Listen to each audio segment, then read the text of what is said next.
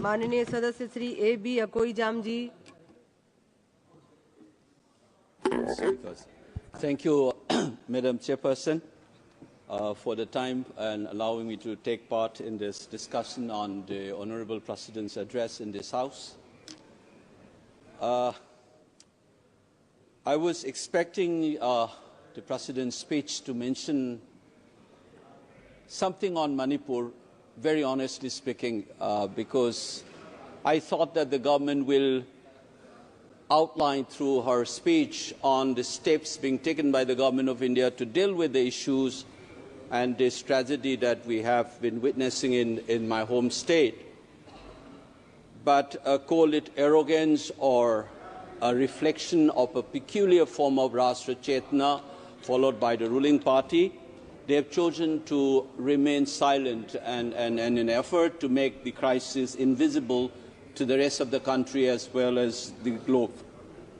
So I expect Madam Chairpersons to give me a little more time than the usual so that I can register the pain and anguish of the people of my state in particular and those fellow countrymen who are worried about the happenings in my home state.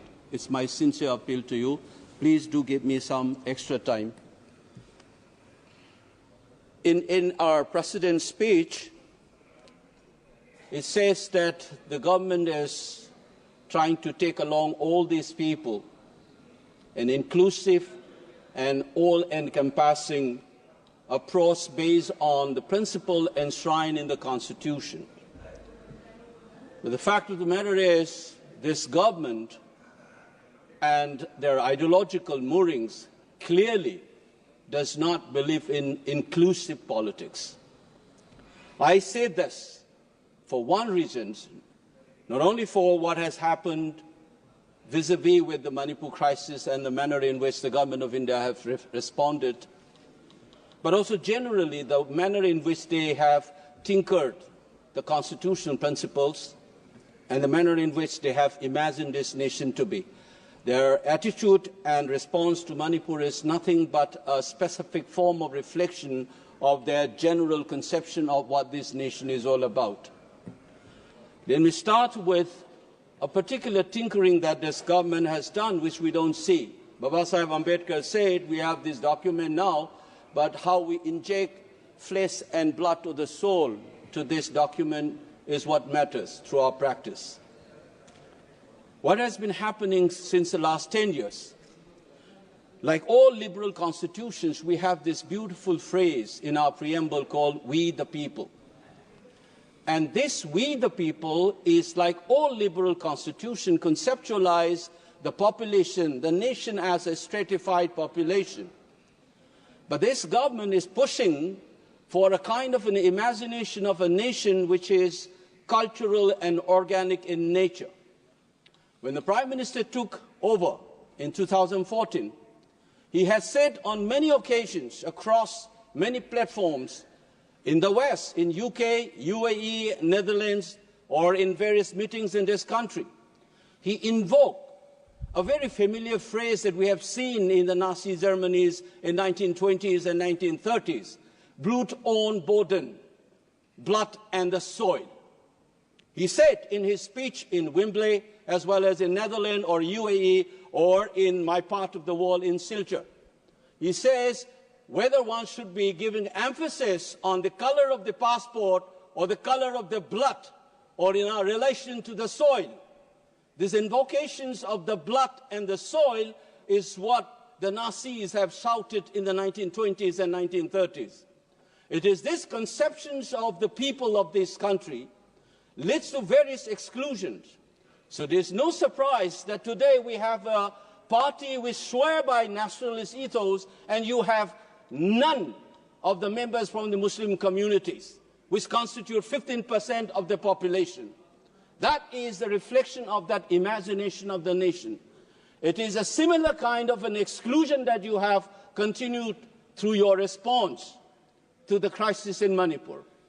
Allow me to cite 4 specific issues that tells you that the crisis in Manipur is not an isolated issue. Its gravity is such that it is a national crisis. Allow me to explain on 4 specific ways. Under the Indian Constitution, we have a state government and assembly, which has been reduced to a farce. We had the shortest assembly session in 2023 in August, which barely lasted less than half an hour. Instead of discussing on the crisis, the assembly was cut short. The government of Manipur openly claims that its power has been stripped by the union government. We don't know who is in charge of the state of Manipur. The leaders of the government in the state says that the police did not report to the Honorable CM and the Home Minister, to whom they are reporting then. And the appointment of the big officials of law and order, such as the chairman of the Unified Command, which takes care of the security and law and order situation, coordinate various security agencies, has been removed and planted some ex-bureaucrat by the center. And the CM says, for instance, that some part of Manipur is under my command and some part of the state is under the Union Home Minister. Can you imagine the Chief Minister of Maharashtra saying, Mumbai is under my control and the rest of Maharashtra is under the Union government? That is an illegal subversion of the constitutional mechanism and democracy in this country in the 75 years of our experience. That is the subversions that we have experienced. We don't realize this. The Chief Minister ordered something. The Central Security Forces refused to obey the order.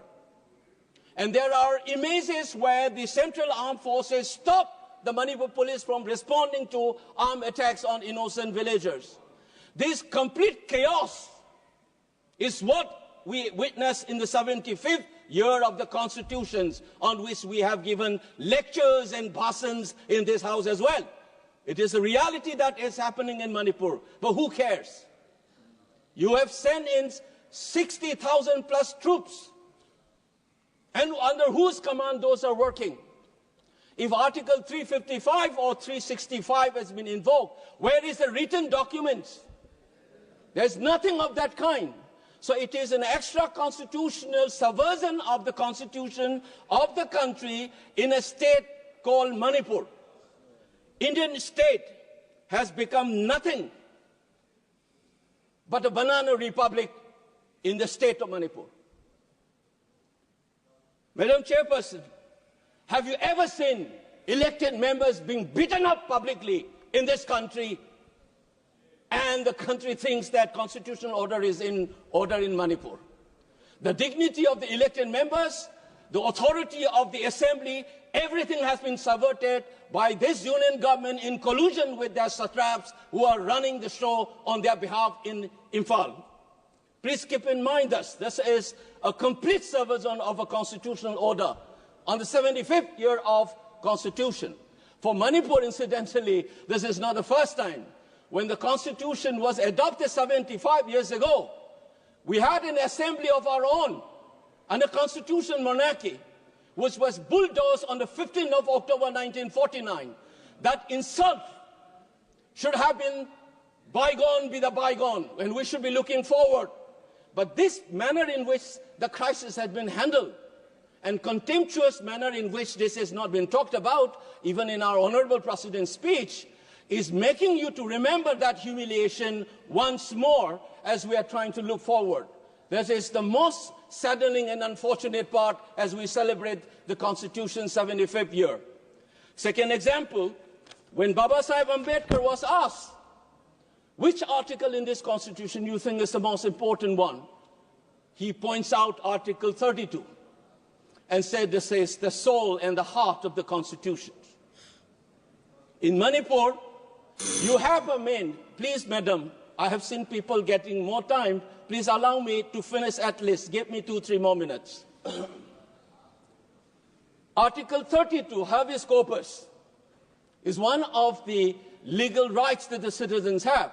But in the most secure place in Manipur called the Red Seal Divisions, the 57 Mountain Division, an army garrison, a civilian by the name Kamal Babu, Laishram Kamal Babu, disappeared without a trace. Since November, the defense minister kept quiet, the army chief kept quiet. How secure is the people of Manipur, even when you are not secure in the military garrisons? The biggest army headquarters in the state of Manipur, the 57 Mountain Division. Who will answer this? I'm elected by my people, and I'm supposed to voice in this house as a part of a democratic culture, as a part of a constitutional scheme of things. Now, how do I speak? People have been killed, children, women have been assaulted. But we have seen hostage taking. Women and children were not only been taken hostage, they were killed in cold-blooded in the most gruesome manner. In Jiribam, including an 8-month-old infant. It's a post-mortem report. It's a chilling reminder. There have been people killed in gruesome manners throughout this 21-month-old crisis. But never has this kind of a hostage taking and killing has happened. Now look at this. I am, as an MP, cannot go to some part of Manipur. Where is Article 90 free movement? People are not able to go. The chief minister himself cannot go to certain places. Some MLAs belonging to tribal groups cannot come and attend the assemblies. And we think Article 19 is working in the state of Manipur, and we are celebrating 75th year of the Constitution. Where is Article 19? Madam Chairperson, there are still thousands and thousands of people are linguists in relief camps. Partition is a living reality in the state of Manipur, and we think the constitutional order is intact in the state of Manipur. Third point, very unfortunately, I have been hearing our ministers and leaders saying that Kukis and Meiteis should talk to each other. Have you ever heard when the communal violence happens, Hindus and Muslims should talk to each other? It is the absorbing of the responsibility of the state. First, you should rein in the violence. The authority of the Indian state has been challenged by armed groups. Many of them have been propped up by the Indian security agencies, as many observers have pointed out. Many of these Kuki armed groups under the SU, they have been propped up by Indian security forces, and unfortunately on media you see BJP entering into an understanding with them for them to get help to win elections. Now they are playing havoc. They are running wild. Similarly, in the valley areas, there are armed groups which is reportedly nurtured by political leadership from your party. And this is where you wanted to keep silent. You don't want the rest of the country to know about this. And insist as if, like the Britishers have done, Hindus and Muslim conflict in India is a product of a colonial process. It is not inherent in our country. That's many scholars have written. You do not essentialize this conflict. This is a part of a colonial state process. Unfortunately, while still talking about decolonizations and trying to change a law created by the British, we are talking like the Britishers, saying that this is an essential conflict between the Hindu, just like the Britishers have done, as if the Kukis and the Meiteis have an essentialized conflict. It is a product of a state process. We need to decolonize our mind. Lastly, but not the least, Madam Chairperson, we talk about Viksit Bharat and progress and development. I must inform the House that the highest inflation rate in the country today is the state of Manipur. All the small-scale, medium, micro entrepreneurs have shut down. We're losing investment. People are losing jobs. And the unemployment rate, Manipur is among the top 5 in this country. We talk about the eastern state. Many of the eastern states, including Andaman, is in the list of the top 10 most unemployed people in this country. You are not talking about this economic development, this crisis. There is no relief, tax or otherwise. You are trying to push it under the carpet as if nothing has happened. Despite all this thing, Madam Chairperson, you know what happened. People are not able to travel because of this communal violence. And the flight fare is soaring to the sky. It is looting the tragedy-stricken people. A flight fare from Delhi to Kolkata is around 6,000, which is 2.5 hours journey. But the flight from Imphal to Kolkata is around 13,000, 14,000. double the amount which has been going on for the last 20 months. Government of India is not interested in that. So what has been happening, you think that we are talking about Manipur as if it is an exception. I want to end with this remark. The Danish philosophers have reminded us.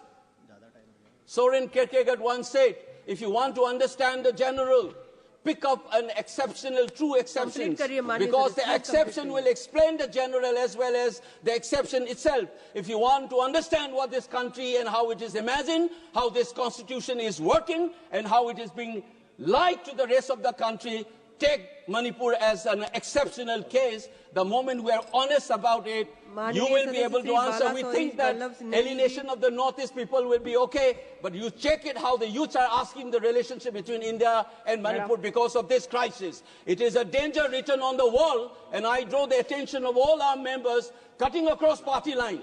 Please respond. We need a JPC to inquire into this crisis and do justice to the people of the state of Manipur. Thank you, Madam Chairperson.